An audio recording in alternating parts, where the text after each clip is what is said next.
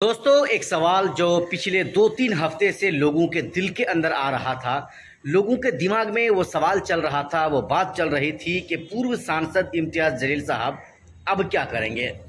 क्या वो विधानसभा का चुनाव लड़ेंगे महाराष्ट्र में, या फिर वो नांदेड़ से लोकसभा का उपचुनाव लड़ेंगे।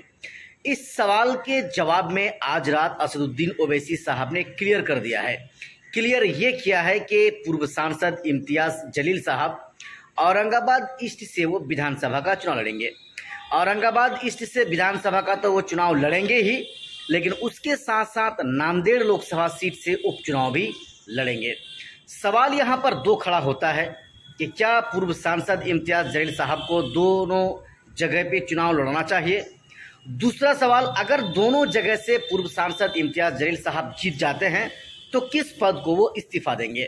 इसी के बारे में हम पूरी जानकारी आपको एक एक करके डिटेल्स के साथ बताने वाले हैं। लेकिन उससे पहले आपसे एक छोटा सा रिक्वेस्ट है, अगर आपने अभी भी हमारे चैनल को सब्सक्राइब नहीं किया है तो सबसे पहले आप हमारे चैनल को सब्सक्राइब कर लें। आइए अब हम आपको बताते हैं 2014 में पूर्व सांसद इम्तियाज जलील साहब औरंगाबाद सेंट्रल से विधानसभा का चुनाव लड़ते हैं और चुनाव लड़ने के बाद जबरदस्त उनको धमाकेदार वहां से जीत होती है। 5 साल का उनके पास वक्त रहता है, 5 साल वो विधायकी का काम को संभालते हैं और 2019 में जब लोकसभा की बारी आती है तो पूर्व सांसद इम्तियाज जलील साहब विधायकी का चुनाव छोड़कर एमपी का चुनाव लड़ लेते हैं, फाइट कर लेते हैं। और वो भी ऐसी जगह से जहां पर 27 सालों से पिछले शिवसेना का राज चल रहा था, वहां से उसका एमपी बना हुआ था। खैर कोई बात नहीं है, ये चुनाव का माहौल है, ये चुनाव है, कभी भी कोई हार भी सकता है, कोई जीत भी सकता है। सवाल यहाँ पर ये उठ रहा है कि क्या वहां पर इम्तियाज जलील साहब का नैया पार लग पाता, क्या ऐसा ही होता है। और कम वक्त के अंतराल में वहां पर चुनाव लड़ने का ऐलान ओवैसी साहब करते हैं कि इम्तियाज जलील साहब एमपी का चुनाव लड़ेंगे और वहां पर चुनाव लड़ जाते हैं, मुकाबला करते हैं और माशाअल्लाह जबरदस्त उनको धमाकेदार जीत भी हो जाती है। यानी अगले 5 साल के लिए पूर्व सांसद इम्तियाज जलील साहब औरंगाबाद जिला के सांसद बन जाते हैं।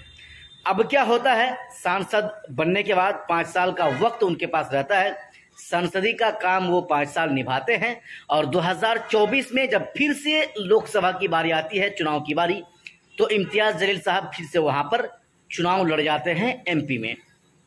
लेकिन होता क्या है, एक शेर है ना कि मुझे तो अपनों ने लौटा, गैरों में कहाँ दम था, मेरी कश्ती थी डूबी वहां जहां पानी कम था। हुआ दोस्तों ये कि वहां पर जो गैर मुस्लिम लोग हैं, इन लोगों ने भर भर कर इनको वोट दिया, इनको वोट और दुआ दिया।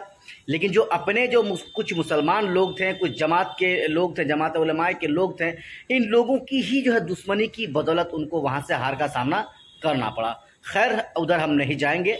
और उसके बाद लगभग 4-5-6 महीना का वक्त गुजरता है और फिर से विधानसभा की बारी महाराष्ट्र के अंदर आ जाती है।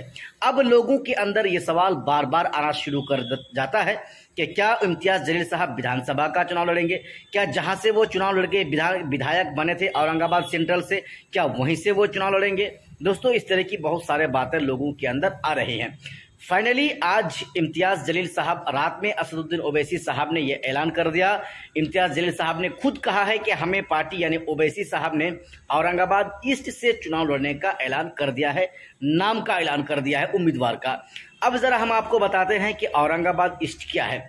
औरंगाबाद ईस्ट औरंगाबाद जिला के ही एक विधानसभा है, जहां पर 2014 में अब्दुल गफ्फार कादरी साहब ओवैसी की पार्टी से चुनाव लड़ते हैं और चुनाव हार जाते हैं। 2019 में वही अब्दुल गफ्फार कादरी साहब चुनाव लड़ते हैं और उनको 80,000 से भी ज्यादा वोट मिलता है, लेकिन फिर से वो चुनाव हार जाते हैं और वो दूसरे नंबर पर रहते हैं। और अभी अभी वही अब्दुल जो है गफ्फार कादरी एमआईएम पार्टी को वो इस्तीफा दे दिए हैं और समाजवादी पार्टी में जाकर शामिल हो गए हैं। और समाजवादी पार्टी ने अब्दुल गफ्फार कादरी को अपना उम्मीदवार भी वहां से बनाया है।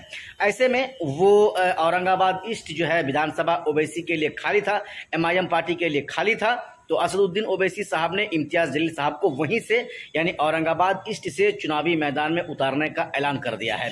अब जरा हम आपको बताते हैं कि औरंगाबाद जब सेंट्रल से ये विधायक बने थे तो वहां पर कौन चुनाव लड़े थे। अब हम आपको बताते हैं कि वहां पर नसीरुद्दीन सिद्दीकी साहब 2019 में विधानसभा का चुनाव लड़ते हैं और उनको 68,000 से ज़्यादा वोट मिलता है, लेकिन वो चुनाव हार जाते हैं और दूसरे नंबर पर वो भी रहता है। बाकी दोस्तों आपको हम जो है पूरी जानकारी और आपको बताएंगे इसके बारे में, लेकिन ज़रा हम आपको ये कह देना चाहते हैं कि MIM पार्टी जो पूर्व सांसद इम्तियाज़ जलील साहब हैं वो 2 जगह से अब इस बार चुनाव लड़ने जा रहे हैं। पहला जहां औरंगाबाद ईस्ट विधानसभा से वो विधायकी का चुनाव लड़ेंगे और दूसरा वो जो है नांदेड़ लोकसभा सीट से वो लोकसभा का भी उपचुनाव लड़ेंगे। अब यहाँ पर सवाल, जो दूसरा सवाल था कि क्या दोनों जगह से अगर वो जीत जाते हैं तो वो किस पद को इस्तीफा देंगे। जाहिर सी बात है, छोटा पद और बड़ा पद एक इंसान के पास अगर होता है तो कोई भी इंसान छोटा पद को स्वीकार नहीं करता है, बड़ा पद को ही स्वीकार करता है। ऐसे में पूर्व सांसद इम्तियाज़ जलील साहब विधायकी पद से वो इस्तीफा दे देंगे और फिर जो पार्लियामेंट्री पद होगा यानी जो MP होगा दोस्तों, उस पद में वो जो है डटे रहेंगे और दिल्ली के पार्लियामेंट में फिर से अगले 5 साल के लिए जो है वो असदुद्दीन ओवैसी साहब के साथ रहनुमाई करेंगे, रहबरी करेंगे वो नांदेड़ लोकसभा के लोगों का। अब यहाँ पर एक चीज़ देखने वाली बात यह भी है कि क्या वो चुनाव जीत पाएंगे भी। दोस्तों मैं आपको बताऊं कि नांदेड़ वो तो लोकसभा सीट है, वहाँ पर तकरीबन 24 से 25% मुसलमानों की आबादी है, वोटर्स की आबादी है, वहाँ से तो उनको वोट मिलना तय है। और जहाँ ये जो औरंगाबाद ईस्ट विधानसभा से ये विधायकी का चुनाव लड़ने आ रहे हैं, वहाँ से अगर हम आपको बताएं कि तो जो विधानसभा का जो लोकसभा का जो चुनाव हुआ था पूर्व सांसद इम्तियाज़ जलील का, जिसमें वो हारे 2024 यानी इसी साल, उसमें सबसे ज़्यादा वोट उसको यानी पूर्व सांसद इम्तियाज़ जलील साहब को औरंगाबाद ईस्ट से ही मिला था, यानी इसी विधानसभा से मिला था और इसी विधानसभा से वो चुनाव लड़ने भी आ रहे हैं विधायकी का। तो इंशाल्लाह इसमें कोई शक नहीं है कि वो चुनाव नहीं जीतेंगे। हालांकि हम किसी की तरफदारी नहीं कर रहे हैं, पूर्व सांसद इम्तियाज़ जलील साहब की भी तरफदारी नहीं कर रहे हैं, ओवैसी की पार्टी MIM की भी हम तरफदारी नहीं कर रहे हैं, लेकिन जो हकीकत है वो हम आप तक पहुंचाने की कोशिश कर रहे हैं और हम पहुंचाकर ही दम लेंगे। क्योंकि दोस्तों MIM पार्टी पूरी मजबूती के साथ पूरे महाराष्ट्र में विधानसभा का चुनाव लड़ रही है और MIM पार्टी जो MVA पार्टी के साथ पास यानी महाविकास आघाड़ी जो एक गठबंधन है, वहां पर तकरीबन उसमें 8 से 10 पार्टियां हैं, उन गठबंधन के पास जो है उस MVA के पास पूर्व सांसद इम्तियाज़ जलील साहब ने पत्र लिखकर भेजा था कि हम भी चाहते हैं कि दूसरी मर्तबा या BJP की सरकार महाराष्ट्र में नहीं बने और आप भी चाहते हैं कि महाराष्ट्र में BJP की सरकार ना बने, तो क्यों ना हम एक प्लेटफॉर्म में खड़ा होकर, एक प्लेटफॉर्म में आकर जो है चुनाव लड़ते हैं और BJP को हराने का काम करते हैं। लेकिन उन लोगों ने इसको नहीं स्वीकारा, ओवैसी की बातों को नहीं माना, पूर्व सांसद इम्तियाज़ जलील साहब की बातों को नहीं स्वीकार किया और फिर वो अपने जो है अपनी तरफ से उम्मीदवार को उतारने का जो है सिलसिला उन लोगों ने शुरू कर दिया है। वैसे में पूर्व सांसद इम्तियाज़ जलील साहब और MIM का पार्टी कहाँ पीछे रहने वाली है। उन तमाम विधानसभाओं में तकरीबन अब तक 7 से 8 विधानसभाओं में और एक नांदेड़ लोकसभा उपचुनाव में, इन तमाम सीटों पर तो ऐलान कर दिया गया है उम्मीदवारों का। अब देख लीजिए, चूंकि वहां पर एक ही चरण में चुनाव होना है 20 नवंबर को, उससे पहले अब क्या ओवैसी साहब और उम्मीदवारों का ऐलान करते हैं तो देखने वाली बात होगी।